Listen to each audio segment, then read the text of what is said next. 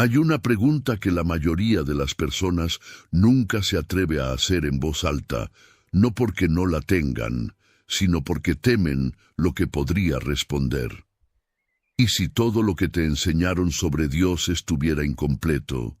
No equivocado, necesariamente, incompleto, como un mapa que te muestra la ciudad, pero deja en blanco exactamente el lugar donde vives. Carl Jung se hizo esa pregunta. Y no la hizo desde la comodidad de un ateo que ya decidió que no hay nada. La hizo desde el interior de una vida entera dedicada a explorar lo más profundo de la psique humana. La hizo como alguien que había visto, en consulta tras consulta, en sueño tras sueño, en paciente tras paciente, que algo existía en las profundidades del ser humano que no podía llamarse de otra manera que divino. Lo que Jung descubrió no fue que Dios no existe, fue que lo habíamos estado buscando en el lugar equivocado, y que, irónicamente, la institución creada para encontrarlo había construido, con toda su arquitectura de dogmas, ritos y certezas, una muralla perfecta entre el ser humano y esa experiencia. Esto no es un ataque a la fe, es una invitación a ir más profundo que ella. Quédate, porque lo que vas a escuchar en los próximos minutos no te va a dar respuestas, te va a dar algo más valioso, las preguntas correctas. Si este canal resuena contigo, hay una razón para que te quedes, no solo hoy, sino en cada nuevo video. Lo que exploramos aquí no es información para consumir y olvidar, es un espejo. Así que si quieres seguir viéndote en él, suscríbete ahora y activa la campanilla. Cada video que publicamos es una nueva capa del mismo mapa interior. Comencemos por lo que todos creen saber. La narrativa dominante en nuestra cultura divide el mundo en dos campos: los que creen en Dios y los que no. Los religiosos y los ateos, los que tienen fe y los que tienen ciencia, como si fueran las únicas opciones posibles, como si no hubiera nada en el territorio que queda entre esos dos extremos. Los que creen, en la versión más institucionalizada de esa creencia, sostienen que Dios es una entidad externa, personal, que habita en un reino separado de este mundo material, que estableció reglas de conducta y que juzgará a los seres humanos al final de sus vidas. Este Dios exige obediencia, recompensa la fe ciega y castiga la duda. Conocerlo requiere intermediarios, sacerdotes, textos sagrados, rituales específicos. La experiencia directa de lo divino está reservada, en el mejor de los casos, para santos y figuras excepcionales. Para el resto de nosotros hay que conformarse con el relato de segunda mano. Los que no creen, por su parte, señalan que no hay evidencia empírica de ninguna entidad sobrenatural, que la religión ha sido históricamente un instrumento de control social, que los textos sagrados son obras humanas llenas de contradicciones, y que la psicología puede explicar perfectamente la experiencia religiosa como una proyección, un mecanismo de defensa, una ilusión necesaria para soportar la incertidumbre de la existencia. Esta segunda posición tiene en Freud a uno de sus grandes arquitectos. Freud veía la religión como una neurosis colectiva, una ilusión infantil que la humanidad necesitaba superar para madurar. Dios era el padre idealizado, la proyección del deseo de protección en una figura cósmica. La religión era la perpetuación organizada de esa ilusión. Aquí es donde Jung entra en escena. Y aquí es donde todo se complica de una manera que vale la pena acompañar con calma. Jung comenzó siendo discípulo de Freud. Compartió durante años muchos de sus presupuestos. Pero había algo en la experiencia clínica que no cuadraba con la teoría freudiana.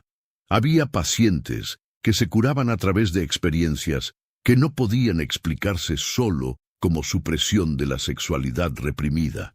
Había símbolos que aparecían en los sueños de personas que nunca habían tenido contacto con las mitologías, que esos símbolos representaban. Había algo en la psique humana que era más grande que la historia personal de cada individuo. Jung lo llamó inconsciente colectivo, y ese descubrimiento lo llevó a un territorio donde la ciencia y la espiritualidad dejaban de ser enemigos para convertirse en mapas del mismo territorio. La primera pista apareció en sus propios sueños. Jung era un hombre que tomaba sus sueños en serio, no como un hobby, sino como datos. Los registraba, los analizaba, los confrontaba. En sus sueños aparecía una y otra vez una imagen que no podía reducirse a su historia personal. Una figura de autoridad suprema, una luz que no tenía fuente, una presencia que lo dejaba con una mezcla de terror y fascinación que no se parecía a ninguna otra experiencia conocida. Esa cualidad específica, ese estado de ser simultáneamente atraído y atemorizados por algo que sientes superior a ti, tenía ya un nombre cuando Jung lo encontró en la obra del teólogo Rudolf Otto. Otto lo llamó lo luminoso, del latín numen, la divinidad que habita en los lugares, en los objetos, en las personas. Lo sagrado, no como concepto moral, sino como experiencia directa, como encuentro. Jung adoptó ese concepto y lo integró en su psicología, porque lo que él veía en sus pacientes cuando tenían lo que él llamaba experiencias transformadoras no era la confirmación de un dogma. Era un encuentro con lo luminoso, una irrupción de algo que venía de las profundidades y que reorganizaba la vida entera del individuo que lo experimentaba. Y aquí está la primera pista decisiva. Jung observó que estas experiencias ocurrían independientemente de la afiliación religiosa de las personas. Las tenían creyentes y no creyentes, las tenían personas que conocían la Biblia de memoria y personas que no habían entrado a una iglesia en 30 años. Las tenían en sueños, en momentos de crisis, en estados meditativos, en encuentros con la naturaleza, en el arte. No seguían el protocolo que ninguna religión prescribía. Esto no podía explicarse como la respuesta de Dios a la oración correcta. Apuntaba a algo diferente. Apuntaba a que la fuente de esa experiencia no estaba afuera, esperando ser invocada con el ritual preciso. Estaba adentro, estructural, parte de la arquitectura misma de la psique humana. Jung comenzó a llamar a esa estructura el self, con mayúscula, para distinguirlo del yo consciente, el pequeño self que piensa, planifica, se preocupa y toma decisiones. El self con mayúscula era el centro y la totalidad de la psique. Era el arquetipo de la individuación, el norte hacia el que apuntaba todo el proceso de maduración psicológica. Y su imagen, la imagen que el inconsciente producía para representarlo, era, en todas las culturas, en todos los tiempos, la imagen de Dios. Aquí llegamos a la segunda pista, y esta es la que más incomoda, tanto a los religiosos como a los ateos. Jung no estaba diciendo que Dios era solo una proyección psicológica que no correspondía a nada real. Estaba diciendo algo más preciso y más perturbador, que la distinción entre real y psíquico era en este caso una distinción falsa. En su libro Psicología y Religión, Jung escribió algo que escandalizó a muchos, que no podía pronunciarse sobre si Dios existía más allá de la psique, porque esa pregunta estaba fuera del alcance de la ciencia. Pero sí podía decir, con toda la certeza que le daba su experiencia clínica, que la imagen de Dios existía en la psique y que era operativa, real, poderosa, y que ignorarla tenía consecuencias devastadoras. Piénsalo un momento. Estaba diciendo que la pregunta ¿Dios existe? Era, en un sentido importante, la pregunta equivocada.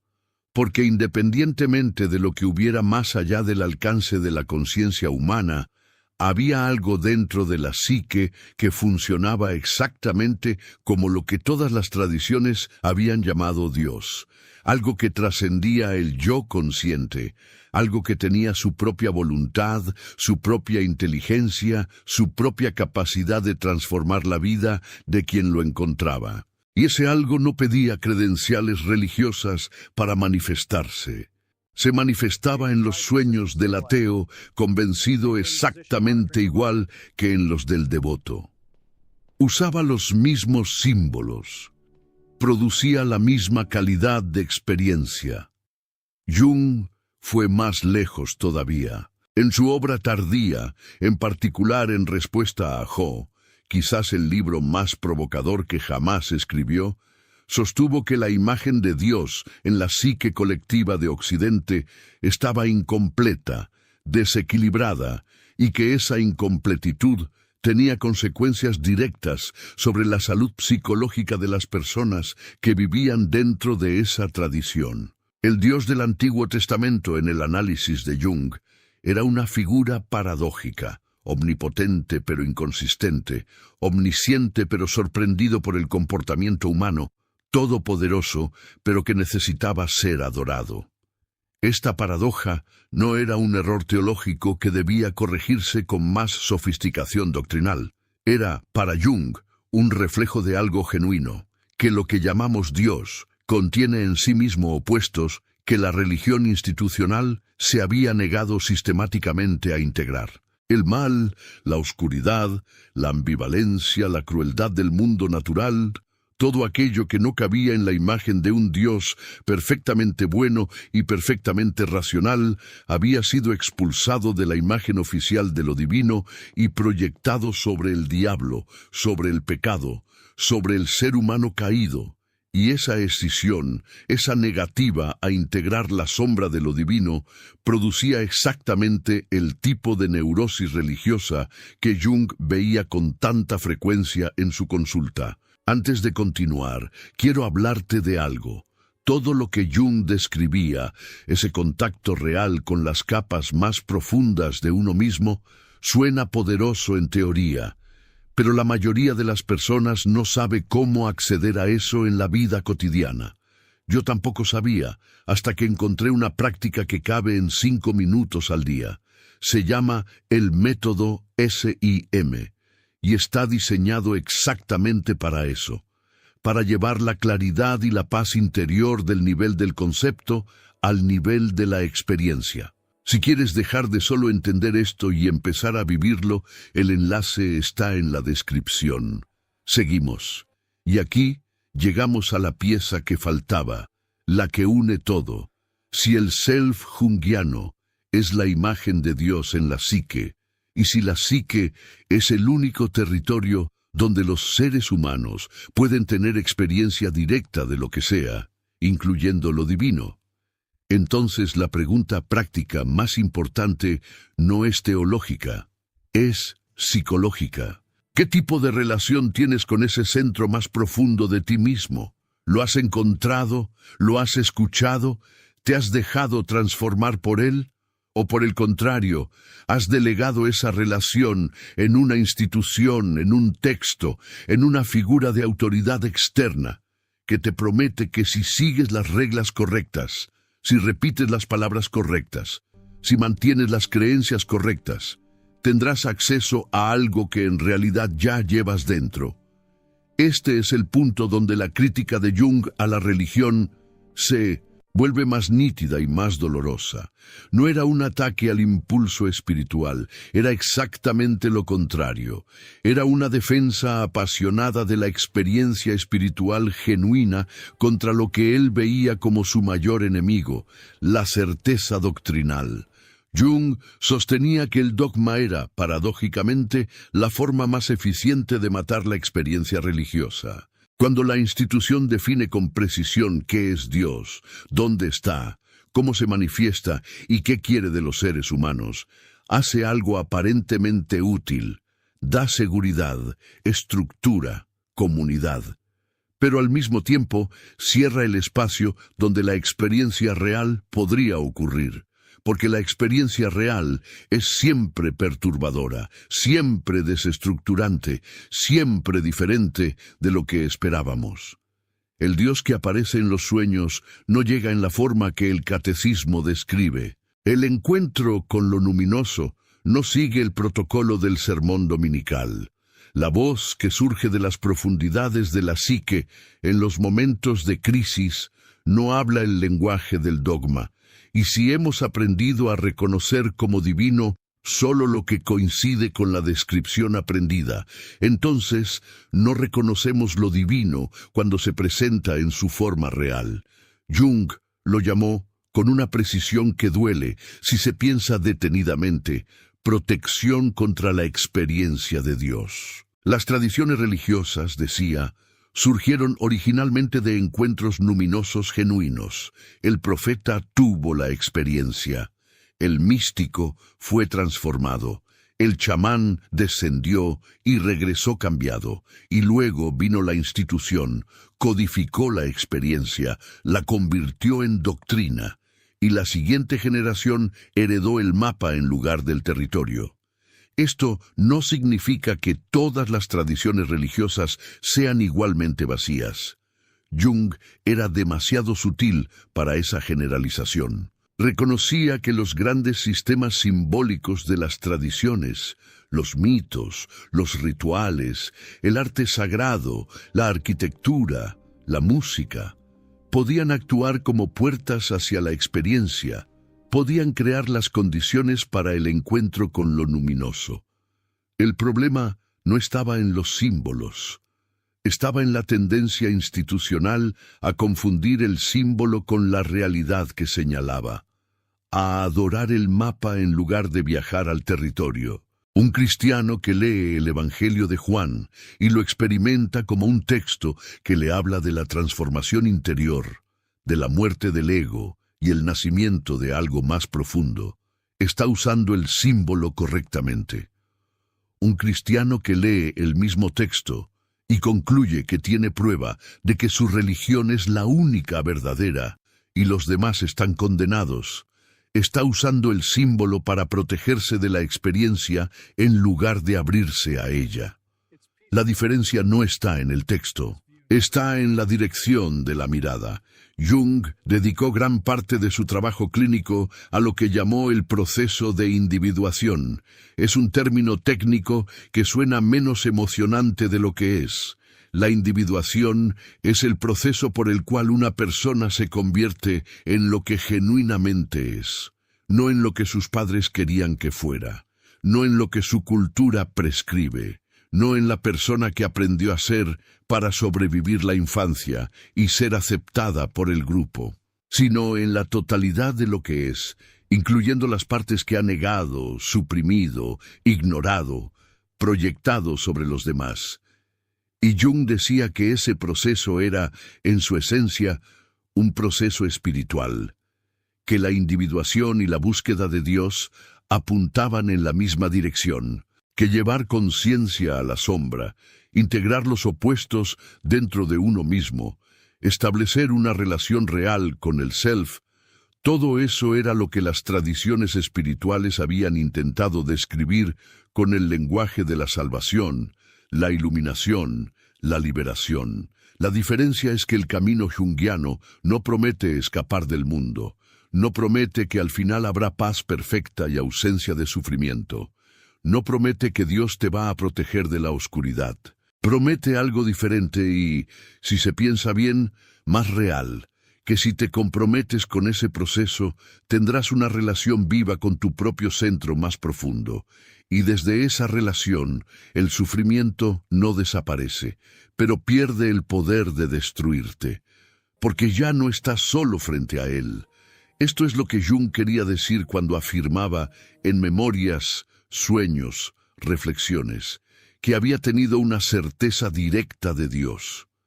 No la certeza del que cree en el catecismo, la certeza del que ha encontrado algo, del que ha descendido a las profundidades de su propia psique y ha vuelto sabiendo que hay algo ahí que es más grande que el yo consciente, que tiene su propia inteligencia, que cuando se lo permite actuar, orienta la vida hacia algo que el yo solo nunca hubiera encontrado.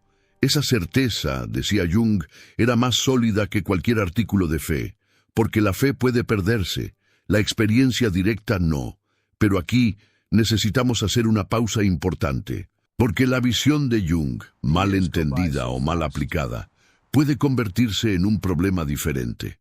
Hay una tentación que surge naturalmente de este marco, la de convertir la psicología en la nueva religión, al terapeuta en el nuevo sacerdote, y al inconsciente en el nuevo Dios, que ahora sí está en el lugar correcto. Esta es una trampa que el propio Jung advirtió y que merece ser tomada en serio. La individuación no es narcisismo espiritual. No es el permiso para hacer exactamente lo que uno quiere bajo el pretexto de que es la voluntad del self. No es una licencia para abandonar toda estructura, toda tradición, toda relación con la comunidad humana.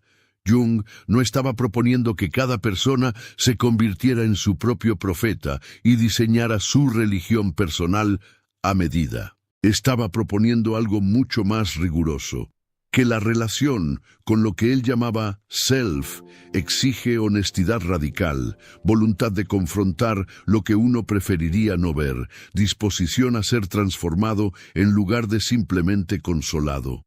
Es más difícil, no más fácil, que seguir las reglas de una institución. Y hay otro peligro. Cuando alguien escucha que Dios está dentro, puede interpretar eso como que cualquier impulso interior es divino, que cualquier deseo que emerge desde las profundidades de uno mismo debe seguirse sin discriminación. Pero Jung era claro en esto. El inconsciente no es solo luz, contiene también lo que él llamaba la sombra, los aspectos destructivos, las tendencias primitivas, los complejos que pueden confundirse con revelación cuando en realidad son trauma no elaborado buscando expresarse. El trabajo espiritual genuino, desde la perspectiva junguiana, requiere discernimiento, requiere lo que las tradiciones contemplativas llamaban el discernimiento de espíritus, la capacidad de distinguir entre lo que viene del centro más profundo y lo que viene de las heridas sin sanar. Y ese discernimiento no se adquiere con lecturas, se adquiere con práctica sostenida, con honestidad constante, con la disposición de ser cuestionado por algo más grande que el propio ego. ¿Qué significa todo esto en la práctica? Hay algo que Jung decía a sus pacientes cuando llegaban a él, con la sensación de vacío espiritual, con ese sentimiento de que la religión de su infancia ya no les daba lo que necesitaban, pero no sabían a dónde ir. Decía que el problema no era que hubieran perdido la fe, el problema era que nunca habían tenido la experiencia. Tenían la doctrina, tenían los rituales, tenían la pertenencia al grupo, pero no tenían el encuentro. No habían descendido a las profundidades de sí mismos y regresado transformados. Habían heredado el mapa, pero nunca habían salido a caminar.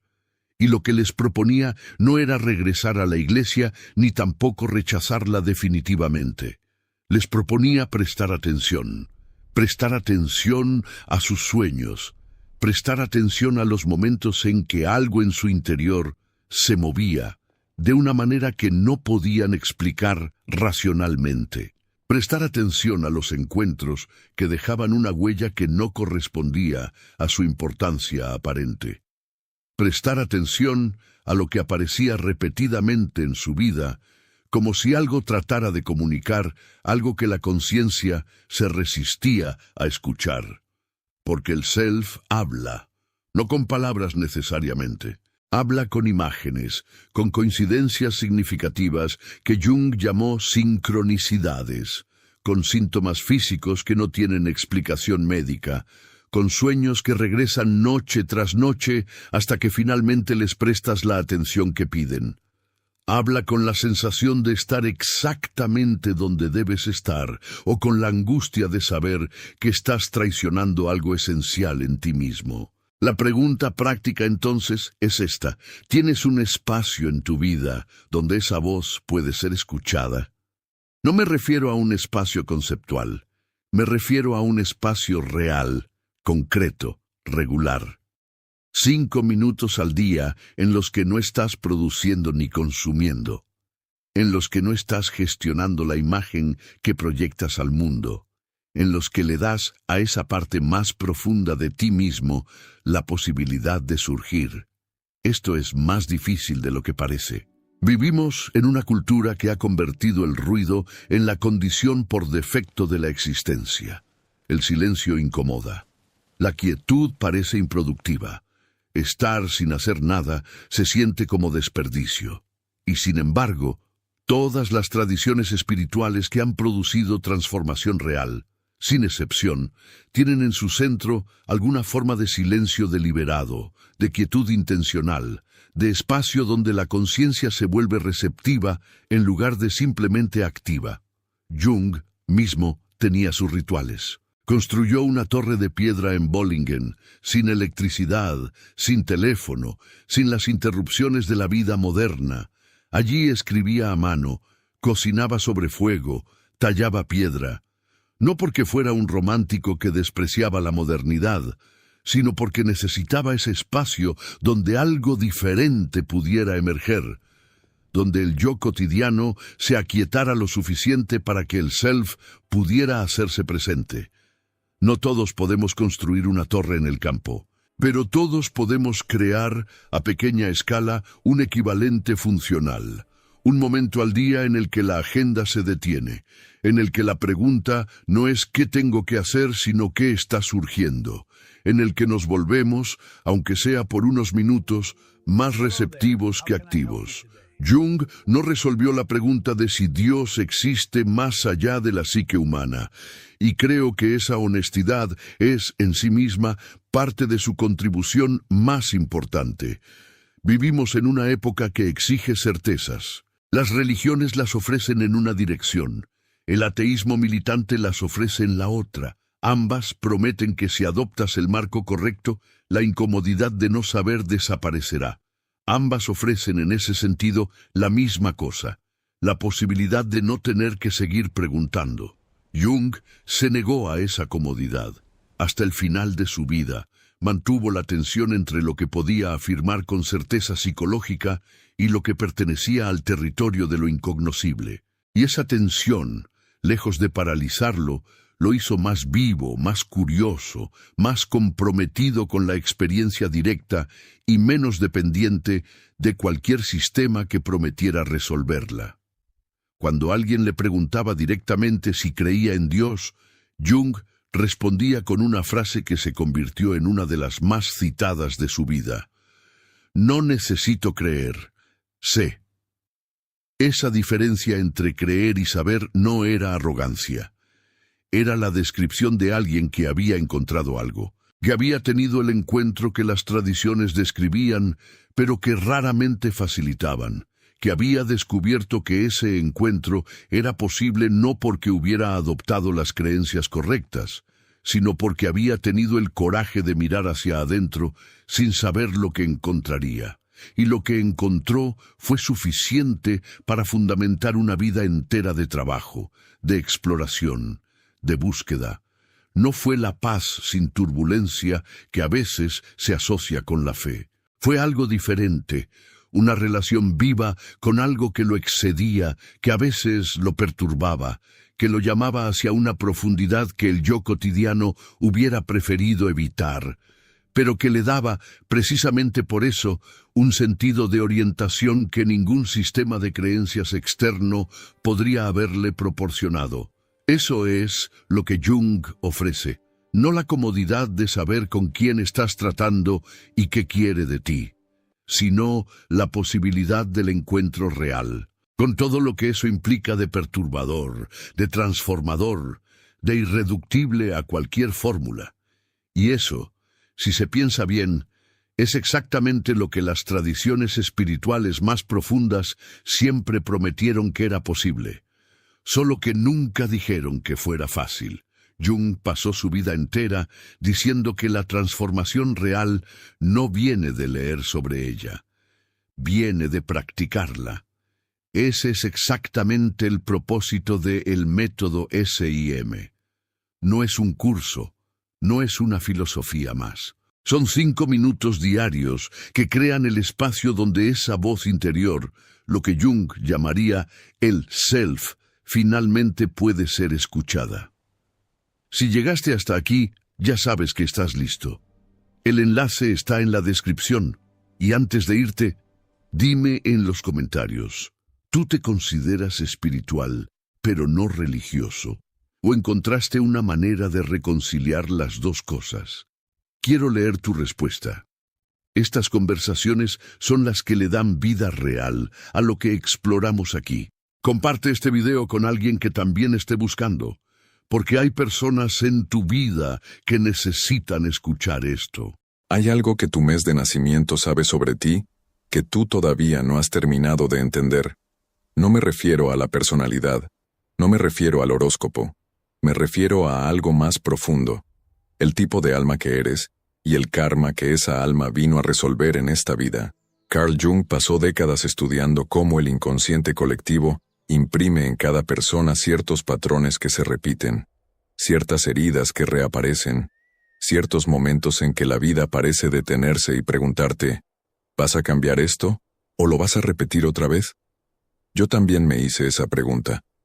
Durante años sentí que había algo dentro de mí que no encajaba con el mundo, como si viniera de otro tiempo, como si cargara algo que no empezó conmigo. Cuando encontré el trabajo de Jung y empecé a cruzarlo con el simbolismo de los meses, algo se iluminó. Porque hay almas que nacen nuevas, y hay almas que nacen antiguas. Y las antiguas, las que reconocerás en este video, llevan un karma específico según el mes en que llegaron a este mundo. ¿En qué mes naciste tú? Quédate, porque lo que viene puede cambiar cómo te ves a ti mismo. Antes de continuar, si este tipo de contenido resuena contigo, considera suscribirte. No publico entretenimiento. Publico herramientas de autoconocimiento que puedes usar hoy mismo. Y activa la campana, porque cada video que subo está pensado para personas que, como tú, sienten que hay más capas por descubrir. Empecemos por el principio. ¿Qué es exactamente un alma antigua? No es solo alguien que parece maduro para su edad. No es solo alguien que prefiere la soledad al ruido, o que se siente más cómodo con personas mayores que con sus contemporáneos. Un alma antigua, en el sentido profundo que Jung exploró sin nombrarlo así directamente, es un psiquismo que carga memorias arquetípicas más densas que el promedio. Es una conciencia que ha procesado más capas del inconsciente colectivo, que ha atravesado más ciclos de tensión, ruptura y reconstrucción, y Jung hablaba de algo que llamó la personalidad del mana. Ese tipo de persona que parece portar una carga simbólica especial, que atrae a otros de manera inexplicable, que siente el peso de algo que va más allá de su historia personal. Eso es, en esencia, lo que el lenguaje espiritual llama alma antigua. Y aquí está la clave que la mayoría ignora. El alma antigua no es un privilegio. Es una responsabilidad. Porque esas memorias más densas vienen acompañadas de patrones más arraigados, de heridas más profundas, de karmas, entendidos no en el sentido religioso simplificado, sino como patrones psicológicos que se repiten vida tras vida, o en términos jungianos, generación tras generación dentro del inconsciente colectivo, que esperan ser resueltos. El mes en que naciste no es una coincidencia astrológica superficial. Es el momento del ciclo anual, con toda su carga simbólica, estacional y arquetípica, en el que tu alma eligió entrar, y esa elección revela algo sobre el tipo de karma que viniste a trabajar. Los 12 meses corresponden a 12 arquetipos fundamentales del inconsciente colectivo. Cada arquetipo tiene una luz, un don, una fortaleza, y tiene una sombra, una herida, un karma. Las almas antiguas conocen bien su luz. Lo que muchas veces no ven es su sombra, y es en la sombra donde vive el karma. Vamos mes a mes. Escucha con atención el tuyo, pero también escucha a los demás. Porque en cada uno puede haber algo que reconocerás en alguien que amas, o en una parte de ti que aún no has nombrado. Enero, el mes del umbral. Quien nace en enero llega al mundo en el momento exacto en que el año comienza de nuevo, cuando el viejo ciclo muere y el nuevo todavía no tiene forma. Ese es el arquetipo del umbral, el ser que existe entre dos mundos, que nunca pertenece del todo a ninguno. Las almas de enero son arquitectas internas. Tienen una capacidad extraordinaria para ver estructuras donde otros ven caos, para trazar caminos donde otros ven obstáculos. Son naturalmente estratégicas, resilientes, y poseen una disciplina interior que sorprende incluso a ellas mismas. Pero el karma de enero es el perfeccionismo que paraliza. Jung habló extensamente de la tensión entre el ego y el selbst, el sí mismo, como la fuente más profunda del sufrimiento humano.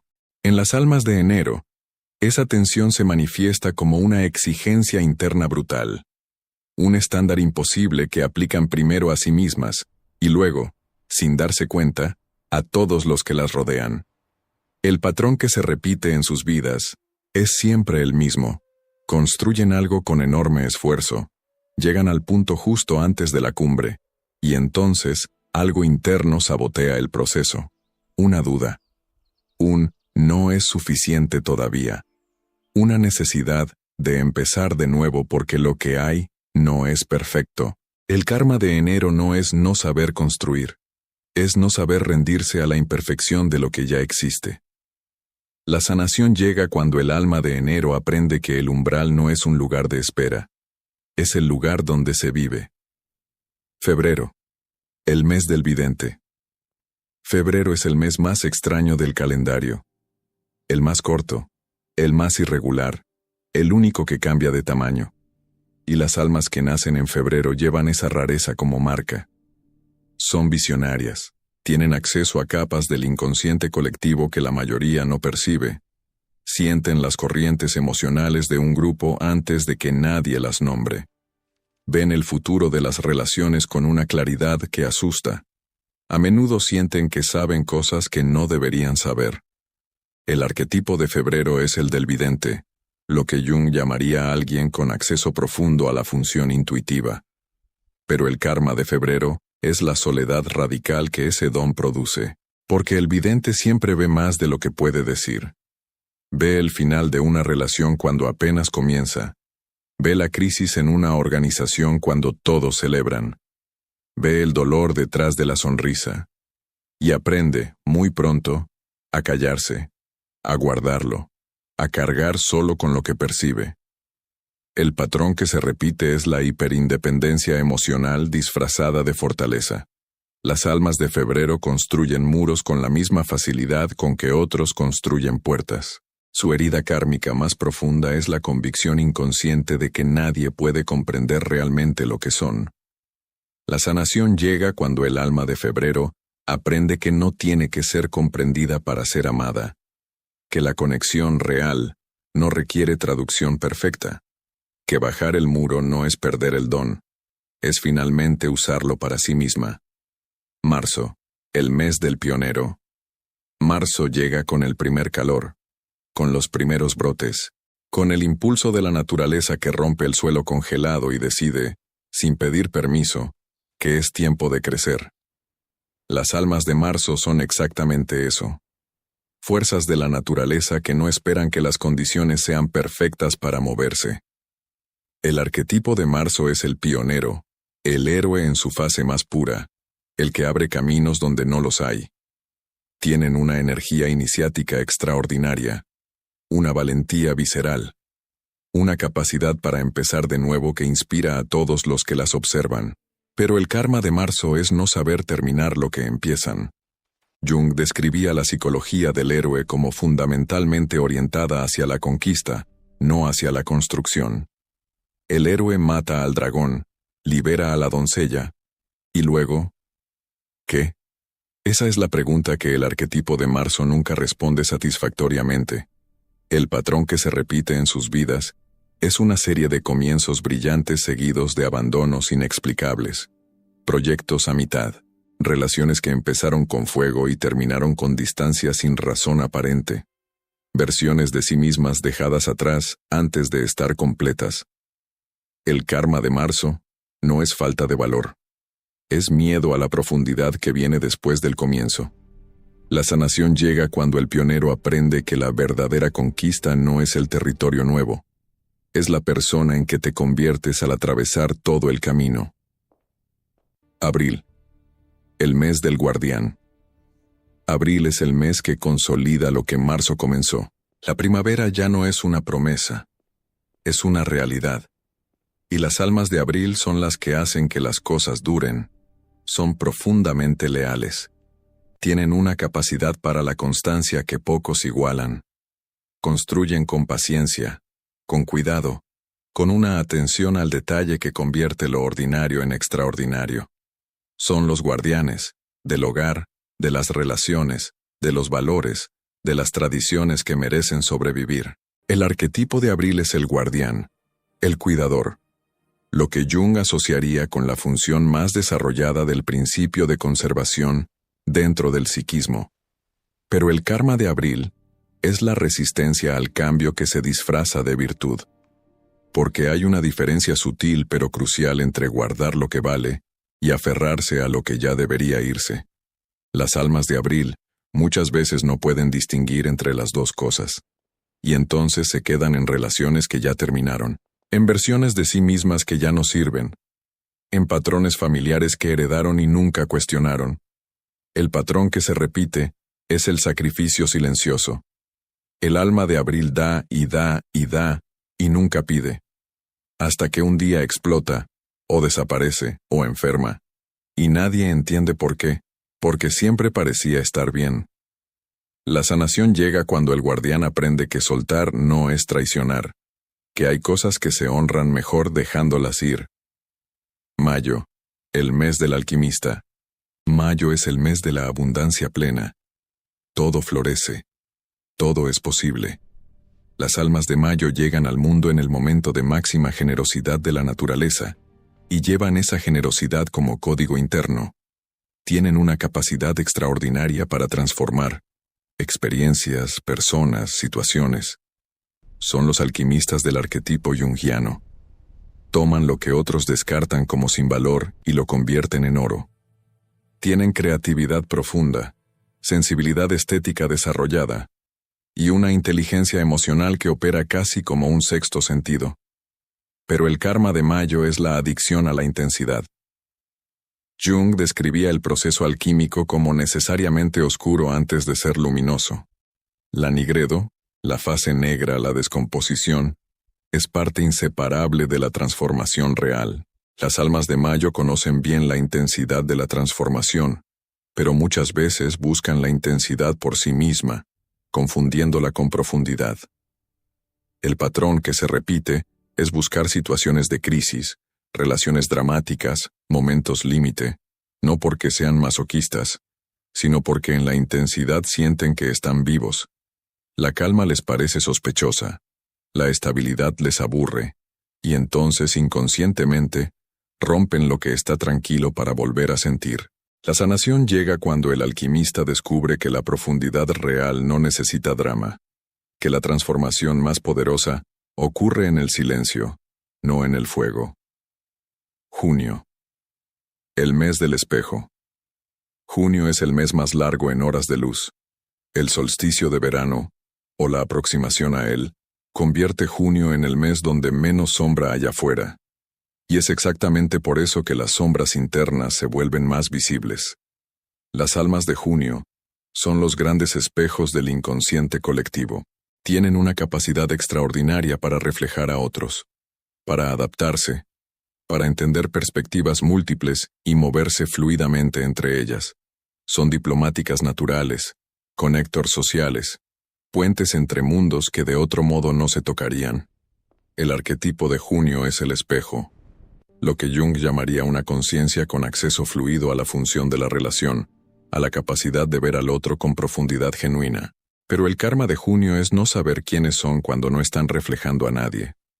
El patrón que se repite es la pérdida de identidad dentro de las relaciones. Las almas de junio se adaptan tan bien a los demás que olvidan cuál es su propia forma. Cambian de opinión según con quién estén.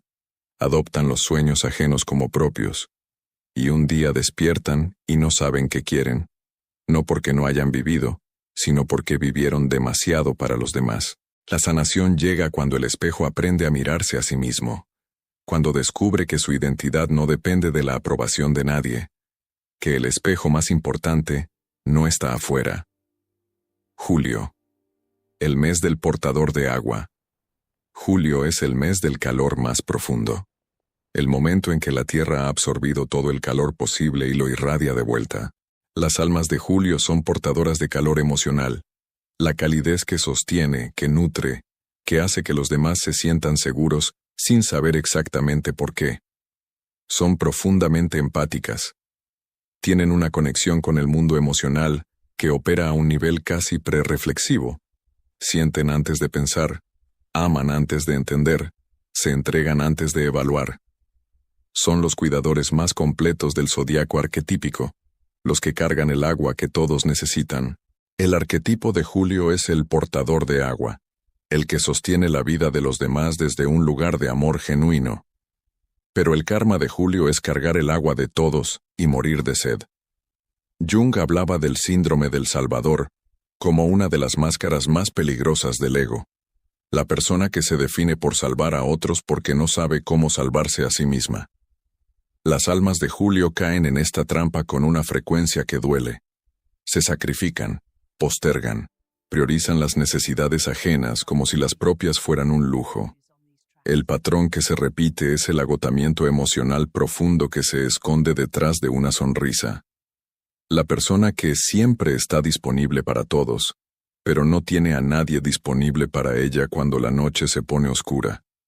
La sanación llega cuando el portador de agua aprende que no puede dar lo que no tiene. Que cuidarse no es egoísmo, es la condición para poder seguir dando. Agosto. El mes del soberano. Agosto es el mes de la cosecha anticipada. El mes donde el sol está en su punto más alto de expresión antes de comenzar a descender. Las almas de agosto llegan al mundo con una presencia natural que no necesita explicación. Hay algo en ellas que manda, que lidera, que organiza los espacios solo por estar en ellos. Son los soberanos del arquetipo junguiano, lo que Jung asociaría con la expresión más plena del arquetipo del rey o la reina, no en el sentido de poder sobre otros, sino en el sentido de autoridad interior. Tienen carisma, tienen visión, tienen la capacidad de inspirar a otros hacia versiones más grandes de sí mismos. Son generosas, los buenos soberanos siempre lo son, y tienen un sentido profundo de la dignidad propia y ajena. Pero el karma de agosto es el orgullo que cierra la puerta al crecimiento. El patrón que se repite es una dificultad para recibir, para pedir ayuda, para admitir que no saben, que están perdidas, que necesitan. El soberano no puede mostrarse vulnerable, porque en algún lugar del inconsciente, la vulnerabilidad se equipara con la derrota, y entonces la vida de agosto se convierte en una serie de victorias solitarias. Logros impresionantes celebrados en silencio, éxitos que no llenan porque fueron construidos desde el aislamiento. La sanación llega cuando el soberano descubre que la verdadera autoridad no es la que se protege, es la que se comparte, que pedir ayuda no disminuye la corona, la fortalece. Septiembre, el mes del tejedor. Septiembre marca el cambio. El verano comienza a ceder, los días se acortan, la naturaleza empieza a preparar su despedida más hermosa. Ese espectáculo de colores que solo es posible porque algo está muriendo. Las almas de septiembre son las tejedoras del significado en medio del cambio. Tienen una inteligencia analítica excepcional. Son las que ven los patrones en el caos, las que conectan los puntos que otros no notan, las que pueden tomar una situación compleja y devolvértela como un mapa comprensible. Son perfeccionistas en el mejor sentido, no por inseguridad, sino por un amor genuino a la precisión. El arquetipo de septiembre es el tejedor, lo que Jung llamaría la función de pensamiento desarrollada al máximo, combinada con una intuición que trabaja en las sombras. Pero el karma de septiembre es el análisis que paraliza la acción. El patrón que se repite es siempre necesitar más información antes de actuar, más certeza, más claridad. Las almas de septiembre pueden pasar años analizando una decisión que podría haberse tomado en semanas. Y mientras analizan, la vida pasa, las oportunidades se cierran, las personas se van. El miedo que subyace a este karma no es miedo a equivocarse. Es miedo a no poder predecir y controlar las consecuencias. Es el ego intentando eliminar el riesgo de la existencia. La sanación llega cuando el tejedor aprende que el mapa más perfecto no sirve si nunca sales a caminar. Que el error es información, no fracaso. Que la vida se entiende hacia atrás pero se vive hacia adelante. Octubre. El mes del mediador. Octubre es el mes del equilibrio. El equinoccio de otoño. El momento exacto en que el día y la noche tienen el mismo peso. Las almas de octubre llegan al mundo buscando ese equilibrio en todo lo que tocan. Son mediadores naturales. Tienen una capacidad extraordinaria para ver el lado justo de cada conflicto, para encontrar la solución que honra a todas las partes, para crear armonía donde había división. Son diplomáticas por naturaleza, estéticas por instinto, y tienen un sentido de la justicia que opera como un órgano interno. El arquetipo de octubre es el mediador. Lo que Jung describía como la función de la relación en su expresión más elevada, la búsqueda del tertium non datur, la tercera vía que trasciende la polaridad. Pero el karma de octubre es la indecisión crónica que viene de ver siempre todos los lados. El patrón que se repite es la postergación de las propias decisiones mientras ayuda a todos los demás a tomar las suyas. Las almas de octubre saben exactamente qué decirle a alguien en crisis, pero no saben qué quieren ellas mismas para cenar. La misma capacidad que las hace extraordinarias como consejeras, las paraliza cuando se trata de su propia vida. Y debajo de esa indecisión hay algo más profundo, el miedo a desequilibrar, a elegir algo que rompa la armonía, a decepcionar a alguien al tomar una posición clara. La sanación llega cuando el mediador aprende que elegirse a sí mismo no rompe el equilibrio del mundo, que la justicia empieza por dentro. Noviembre, el mes del transformador. Noviembre es el mes de la muerte simbólica. Las hojas han caído.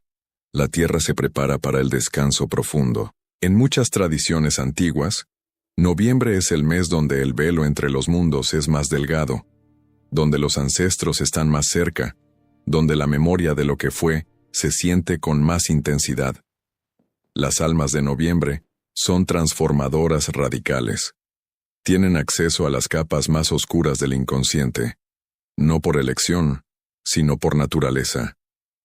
Son las que no tienen miedo de bajar a los infiernos de la psique, de mirar lo que otros niegan, de nombrar lo que nadie quiere nombrar. El arquetipo de noviembre es el transformador, lo que Jung llamaría la función de la sombra integrada, la capacidad de hacer consciente lo que estaba en la oscuridad.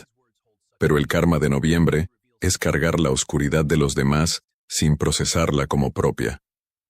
El patrón que se repite es la absorción emocional y energética sin filtro.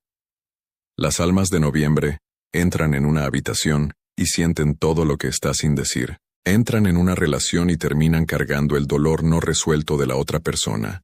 Se convierten en contenedores del sufrimiento ajeno sin darse cuenta. Y entonces, cuando algo en su propia vida necesita transformación, no tienen energía. Han gastado todo en transformar a otros. La sanación llega cuando el transformador aprende a distinguir entre su dolor y el dolor que absorbe. Que la empatía no requiere fusión, que puede acompañar sin cargar. Diciembre, el mes del sabio. Diciembre es el último mes. El cierre del ciclo. El momento de la oscuridad más profunda antes del solsticio de invierno. Ese punto exacto donde la oscuridad alcanza su máximo y luego, lentamente, la luz comienza a volver. Las almas de diciembre llevan en su psiquismo toda esa tensión entre el fin y el comienzo, entre la oscuridad y la promesa de la luz. Son las sabias del arquetipo junguiano. Tienen una perspectiva temporal que trasciende el momento presente. Pueden ver el arco largo de las cosas, entender los ciclos, reconocer los patrones que se extienden a través del tiempo. Son filosóficas por naturaleza, espirituales por necesidad. y tienen una profundidad de mira que con frecuencia las hace parecer distantes cuando en realidad están simplemente mirando muy lejos. El arquetipo de diciembre es el sabio. Lo que Jung identificaba como la figura del anciano sabio, o la anciana sabia, dentro del inconsciente colectivo. El arquetipo de la comprensión que trasciende la experiencia individual. Pero el karma de diciembre es el cinismo que nace de haber visto demasiado. El patrón que se repite es la desconexión progresiva del mundo cotidiano. Las almas de diciembre ven los patrones con tanta claridad que empiezan a sentir que ya saben cómo va a terminar todo, que nada realmente sorprende, que la profundidad de su comprensión las condena a una soledad de la que ya ni siquiera buscan salir. El sabio que deja de asombrarse pierde su don. La sabiduría sin asombro se convierte en frialdad. La perspectiva sin participación se convierte en indiferencia. La sanación llega cuando el sabio recuerda que entender el ciclo no elimina la belleza del momento, que saber que el invierno llega no hace menos real la calidez del sol de hoy. Ahora necesito decirte algo que muchos videos sobre este tema no dicen. Conocer tu arquetipo no es suficiente. Identificar tu karma no es suficiente. La información, por sí sola, no transforma nada. Jung lo sabía. Por eso dedicó su vida no solo a describir el inconsciente, sino a desarrollar herramientas para trabajarlo, para hacer consciente lo inconsciente, para convertir el karma repetitivo en un patrón que finalmente puede romperse. El error más común de las almas antiguas, y lo digo con todo el respeto que ese término merece, es quedarse en el nivel de la comprensión intelectual. Leen sobre arquetipos, entienden sus patrones, pueden describir su karma con una precisión impresionante, pero siguen repitiendo los mismos ciclos, porque el inconsciente no se transforma con información, se transforma con práctica. ¿Qué tipo de práctica? Una que sea suficientemente profunda para llegar a las capas donde viven los patrones, pero suficientemente simple para poder hacerla todos los días, aunque la vida esté ocupada, aunque el mundo esté caótico, aunque la mente esté llena de ruido. Esa es la diferencia entre una práctica que cambia tu vida y una práctica que te hace sentir bien por un rato. Las almas antiguas que he acompañado en este proceso tienen algo en común. No necesitaban más información, necesitaban un ancla, un punto de retorno diario hacia sí mismas, un lugar interior donde la calma no dependiera de las condiciones externas. Y eso, crear ese lugar interior, es exactamente lo que se puede aprender. No en meses. No requiere un retiro de 10 días. Puede comenzar con 5 minutos al día. Permíteme preguntarte algo antes de terminar. ¿Reconociste tu patrón en el mes que te corresponde? No solo el don. Eso es la parte fácil. ¿Reconociste la sombra? ¿El karma que se repite? ¿La herida que viste en otro mes y que, si eres completamente honesto contigo mismo, también está presente en ti de alguna manera? Porque ese es el otro secreto de los arquetipos que Jung nos dejó. No somos un solo arquetipo. Llevamos todos dentro. El mes de nacimiento muestra el patrón dominante, el que más energía kármica concentra. Pero la sombra del pionero puede vivir en un guardián. El karma del espejo puede aparecer en un transformador. Reconocer tu arquitectura arquetípica completa es uno de los actos más valientes que un ser humano puede hacer, porque significa mirarte sin idealizarte, sin disculparte, con la misma calidad de atención que le darías a alguien que amas profundamente y quieres ayudar a crecer. Eso es el autoconocimiento real, no el que te hace sentir especial, el que te hace responsable. Y la responsabilidad. Esa es la palabra que define a las almas antiguas que realmente están evolucionando. No el conocimiento, no la sensibilidad, no la profundidad. La responsabilidad de usar todo eso para transformar sus patrones, en vez de solo comprenderlos. El karma no se resuelve en un video. Se resuelve en la práctica cotidiana de elegir diferente, de detenerse en el momento justo antes de repetir el patrón y tomar una decisión nueva, de construir lentamente una relación con tu propio inconsciente que sea de colaboración en vez de conflicto. Ese es el trabajo, y es el trabajo más importante que cualquier alma, antigua o nueva, puede hacer en esta vida.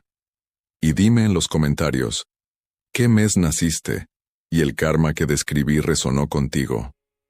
Quiero leer tu respuesta.